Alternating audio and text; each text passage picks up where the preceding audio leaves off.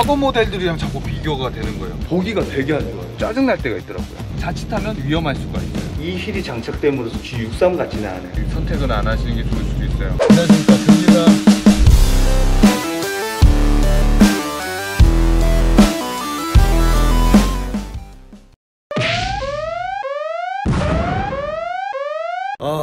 안녕하십니까. 차가 갑자기 시동이 안 걸려요. 방전이 이렇게 쉽게 되나? 보여드릴게요. 전자기기는 불이 들어와요. 브레이크를 잡고 스타트 버튼 누르면 시동이 안 걸립니다. 브레이크를 밟고 있고요. 밟은 상태에서 스타트 버튼을 또 한번 누르면 꺼져요. 아예 겨울도 아닌데 방전이 이게 너무 쉽게 되네. 이거를 한번 확인해 봐야 될 것 같아요. 지금 보험을 불러서 좀 점프를 시키려고 하고 있고요. 갑자기 안 되는 거예요? 네, 그 원래 잘 되다가 일단 배터리 문제 같은데 한번 다시 한번 해보시겠어요? 예, 다시 한번 배터리를 연결을 지금 실시하고 있습니다. 해보세요. 아니에요, 안 돼요. 일단 배터리를 충전을 좀 해본 다음에 다시 한번 시동을 걸어보려고 하는데 일하러 가야 되는데. 자, 한 10분 정도가 지금 충전이 됐고 문을 열고 스타트 버튼 한번 걸렸어요. 걸렸어요? 예. 충전이 이렇게 쉬우면 안 되는데. 방전된 부분은 좀 처리는 했는데 직접 봐야 될 것 같아요. 이거 한번 단점을 한번 찾아봐야 될 것 같아요. 운행을 해보면서 직접 느낀 점과 그리고 그거에 대한 단점들을 낱낱이 파헤쳐 보겠습니다. 일단은 정면에서 볼 수 있는데 디자인에서는 너무 이뻐요. 일단 다른 차들은 굴곡이 되게 부드럽게 지나가지만 이 차는 각이 크다 보니까 벌레들이 주행 중에 엄청 많이 붙습니다. 일반적인 차들은 하단 범퍼 쪽이나 그릴 쪽에만 붙지만 이 차는 유리부터 해서 다 부닥칩니다. 두 번째, 세차하는 것도 문제인 거죠. 화물차 같은 느낌이죠. 직접 세차를 원하시는 분이라면 세차적인 부분에서도 너무 까탈스럽습니다. 세 번째, 일로 와보세요. 벌레가 묻으면 워셔액을 뿌리게 됩니다. 보통 차들은 워셔액이 나오면 이 하단 쪽으로 해서 들어갑니다. 그래서 워셔액이 뿌려졌어도 타고 밑으로 쭉 내려와서 여기 쪽으로 빠지겠죠. 근데 이거는 워셔액을 뿌리면 양 사이드로 아주 그냥 흥건하게 다 묻습니다. 워셔액의 컬러가 배어 있습니다. 보기가 되게 안 좋아요. 네 번째 단점, 다 아시는 거예요. 이런 경첩 소리, 멋있죠. 하지만 도어를 문을 열 때 너무 무겁습니다. 무거운 건 다 아시는 거예요. 또 아는 것 중에 하나 뭘까요? 살살 닫으면 잘 안 닫힙니다. 차를 세게 다뤄야 된다는 것 자체가 미안할 정도로. 그리고 차고가 높다 보니까 높이 무릎을 들어야 됩니다. 들고 잡고 타야 되는데 잡을 곳이 없어요. 키가 큰 사람들은 쫙 해서 탈 수는 있지만 키가 작은 사람들은 잡을 곳이 없어요. 운전석에서도 잡을 곳 없고 조수석에서도 잡을 곳이 바가 하나 있죠. 바만 잡을 수 있지 위에서 잡을 수 있는 건 없습니다. 이쪽에 보면 이게 하나 있는데 이걸 잡고 몸을 실어서 탄다고 하면 부러질 것 같죠? 실내에서도 단점이 이제 타자마자 알게 되더라고요. 과거의 G63은 기어봉이 핸들 쪽에 있지 않았습니다. 콘솔 박스 쪽에 있었죠. 그게 더 멋있고 간지났었죠. 근데 핸들로 간 상태다 보니까 기본적으로 사용했던 깜빡이 외에 와이퍼 작동법이나 보통 이쪽 오른편 쪽이 제일 많았습니다. 그래서 이런 부분에서도 헷갈리는 점이 또 있는 거죠. 그 다음 또 단점은 보통 이제 남자분들은 또 한손 운전을 좀 많이 하시고 이렇게 돌렸을 때 여기 면에 이 컨트롤러가 건드려지게 됩니다. 건드려지면서 볼륨을 터치 스크린인데 이것 또한 건드리게 되는 거죠. 이 부분에 대한 게 짜증날 때가 있더라고요. 그 다음 멋진 IWC 시계가 장착이 되어 있지만 너무 아래에 있어요. 뭐하러 아래에다가 설치는지 모르겠습니다. 운전하는 방향은 정면인데 아래를 이렇게 쳐다봐야 된다는 건 IWC가 장착됐다는 의미만 담고 있는 시계라고 볼 수밖에 없죠. 근데 이쁘긴 해요. 이제 시동을 켜보겠습니다. 바로 시동이 켜집니다. 배기음만 들어봐도 AMG. 저는 사실 자랑 중에 하나가 차의 배기음을 들으면 어떤 차가 지나가고 있는지 알 수 있습니다. 지금 딱 들어봐도 AMG죠.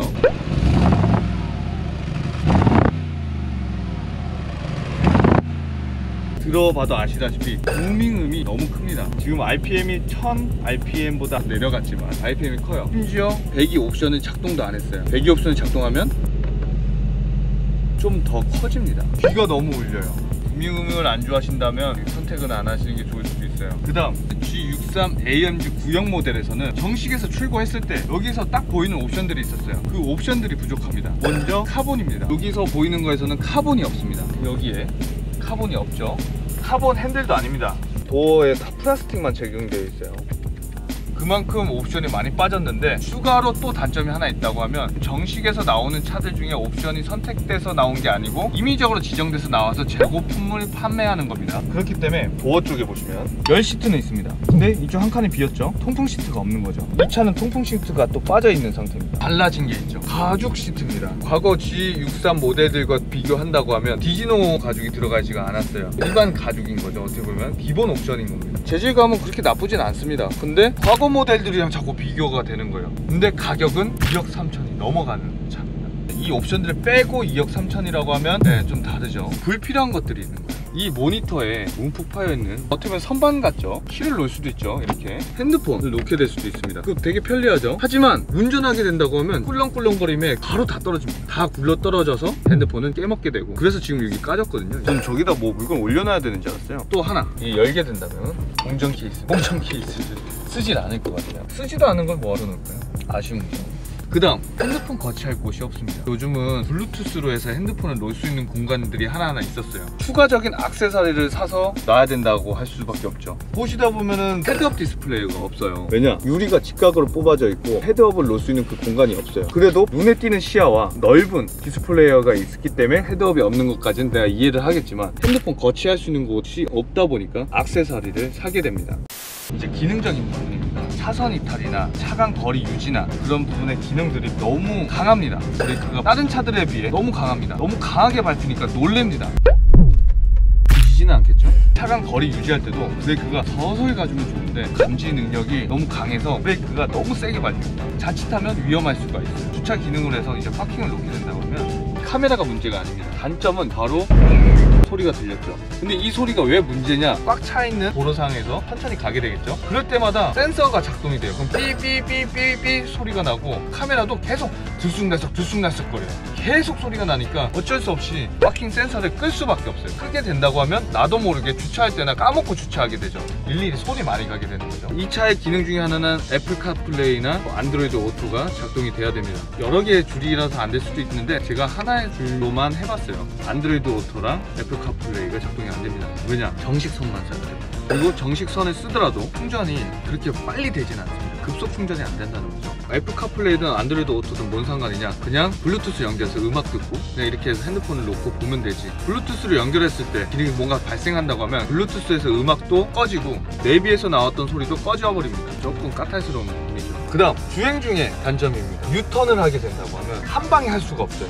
한 바퀴, 두 바퀴도 안 들어가요. 보통 두 바퀴 정도가 돌아가는데 이 차는 한 바퀴 반 조금 돌아갑니다. 그렇기 때문에도 유턴을 할 때 한 방에 못 돌고 후진을 다시 하게 되죠. 지하 주차장에서 올라가거나 내려갈 때 뱅뱅 돌 수 있는 구간들이 있을 거예요. 그 구간에서 제일 힘듭니다.